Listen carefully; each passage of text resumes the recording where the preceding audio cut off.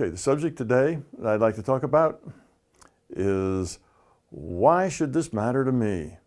Okay, we've talked about virtual reality in the last video. So why is it important? It's like, what's it to the average guy in the street? We know that it is a way of modeling reality and that it's competing with a materialistic viewpoint, which is about space, time, energy, mass. And in a virtual reality, you also have time, and space is computed, energy is computed, and mass is computed. Everything's computed. So the only thing they have in common is they both have time. Other than that, they're totally different ways of looking at reality. And one of the interesting things from the scientific viewpoint is that virtual reality solves a lot of the paradoxes, of the big mysteries in science. Why should particles in quantum mechanics be described as probability distributions? Why should the speed of light be a speed limit in this reality frame? Why can particles tunnel out of barriers that they should not be able to tunnel out of? And on and on. How does entanglement work? And lots of these paradoxes that science just does not understand. And virtual reality gives very rational explanations. But that really doesn't concern the man in the street. He's not really that interested in the details of physics. What's important to the everyday person about virtual reality is that it makes some pretty profound statements about what we're doing here. Why are we here? If you've asked those big questions, why am I here? What's the purpose of life? What's the point of my existence? How do I know, what's right from wrong? How do you know what's ethical and what's not ethical? These are big questions. And people will tell you, well, that ethics thing and that right and wrong, that's all just relative. Some things that are right some places are wrong other places, and it just depends on what people agree to, how they see the world. Well, that's not quite true. There are some absolutes in morality, and there are some absolutes in ethics. And you do have a very specific purpose for being here, for living this life, struggling the struggles that you find yourselves in. And this lifetime is just a lifetime.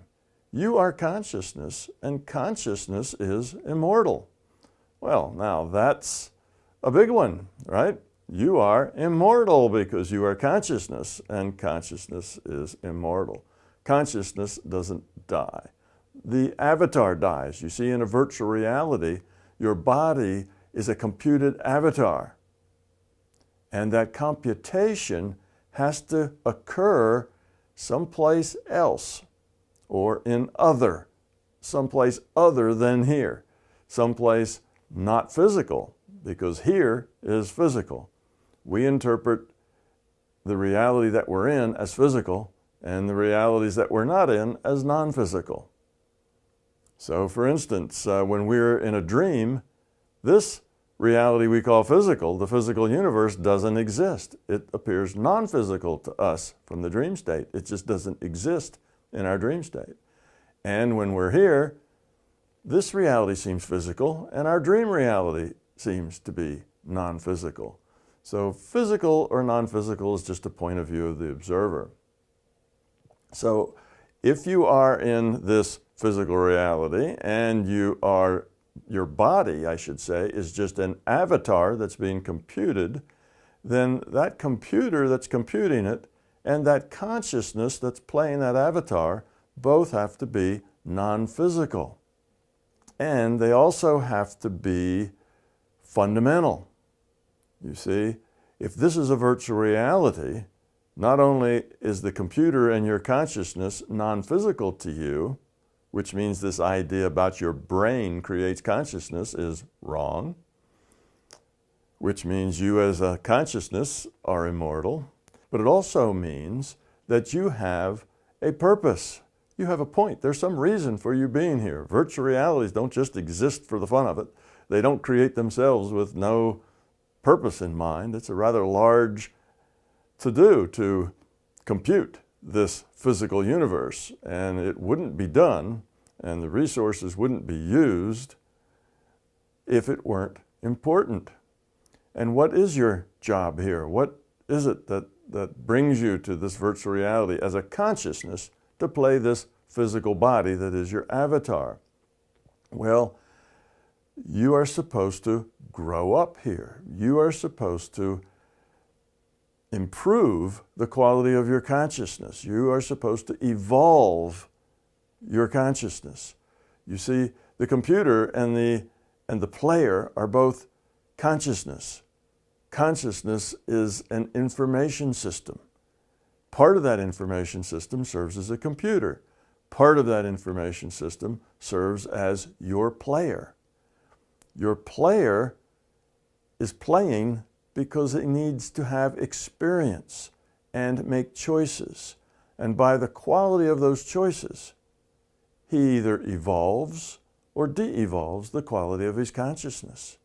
And because this is a hard thing to do, because it means that the conscious being, when it makes good choices and learns how to make better choices, it actually becomes a different being at that point.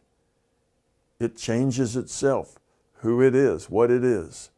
It's not a matter of acting. It's not that it needs to act better or act higher quality. It has to be better. And changes in being actually change the being. So you become somebody else. But it's a difficult thing to do, to change who you are. It's something that takes a lot of experience and a lot of choices. And we have to learn how to let go of our fear, how to let go of our beliefs, how to let go of our ego in order to grow up. Now, in science terms, I call this lowering entropy. Entropy is a measure of disorder. So the more disorder you have, then in your consciousness, the more disorder you have in your consciousness, then the higher the entropy in your consciousness or of your consciousness. Okay, the less disorder you have, which means the more information you have, then the lower the entropy is in your consciousness. And we can make a logical connection, which I really don't have time to do this, but maybe we'll do this on the next video. There is a logical connection between lowering the entropy of your consciousness and becoming love, caring about other, letting go of ego, not being self-centered, cooperative with other people, caring, compassion. All of these things are low entropy behaviors, low entropy ways of being. And that's what you're here for, to learn to become love. Not just act loving. Again, we're not talking about acting. We're talking about being. That's why you're here. You are immortal in the sense that when this avatar dies, it's the same as when your avatar in your video game dies. When your elf dies in World of Warcraft, what happens? Well, you either go get a new elf or you resurrect the old one and you get back in the game. And that's the way it's played in real life. When your avatar dies, you get a new one. You have to keep working. Well, why do we need this virtual reality to do that? Because this virtual reality gives us choice. There's moral choice. There's consequences here. Because of the way the rule set that defines this virtual reality works, we have lots of choices. It's very interactive. The choices we make affect other people. The choices other people make affect us. Constantly, you have new things to deal with. You have new crises. You have new challenges. You have new things to make choices about. And all of these choices will lead to your evolution or de-evolution, depending on whether you make them in a spirit of caring and giving and selflessness, or whether you make them in a spirit of, greed, self-centeredness, fear, no trust, that side. So that's why you're here. You have multiple opportunities. You are immortal. You have a job to do. You have a mission while you're here. And in performing that mission, instead of looking at life as how can I control the things in my life to make my life turn out to be the way I want it, so that my spouse is the way I want my spouse to be, so that my children grow up the way I want them to grow up, so that my boss, does the things for me that I want him to do for me. I want to manipulate everything. I want to control everything I can to make sure things happen the way I want. Well, that's a very dysfunctional way of looking at life, but that's what most of us do. Instead, what you should do is accept the things that come, mostly the things that you cannot control. Understand that most of your reality you cannot control. Accept that. Live with that uncertainty. And what's important isn't the outcome. What's important is how you deal with that thing that's happening to you. How do you deal with that challenge? How do you deal with that pain? How do you deal with that joy? How do you deal with the things that happen to you? Exactly what happens to you, yes, it's still important, but not nearly as important as how you deal with it. You see, that's where the learning comes from. So if we put our focus on accepting those things that we cannot control and dealing with them in a positive, caring, cooperative way, then we will optimize our lessons here. This virtual reality that we live in is a big schoolhouse. It's a place where we come to make these kinds of choices with consequences. That's why we're here. That's why virtual reality means something to everybody. Because if you do that, if you do grow up, if you do become more cooperative, caring, less ego, less belief, less fear, you will find that your life becomes wonderful. You will live in a state of joy. You will be smiling all the time. You will be happy. You will be positive. You will be one of those persons that just is fun to be around because you're very positive, and life will work for you. Whatever you need, whatever is important to your growth will just be there, just when you need it, just in time. So the reality system rewards those who are learning and growing and becoming love. And for those who are full of ego and fear and belief, well, they struggle and struggle and struggle. And every time they think, oh, if I just get this one last thing the way I want it, everything will be great from then on out. And of course, if they do get that, they find out it doesn't work like that. Something else comes up. There's another challenge. There's another problem.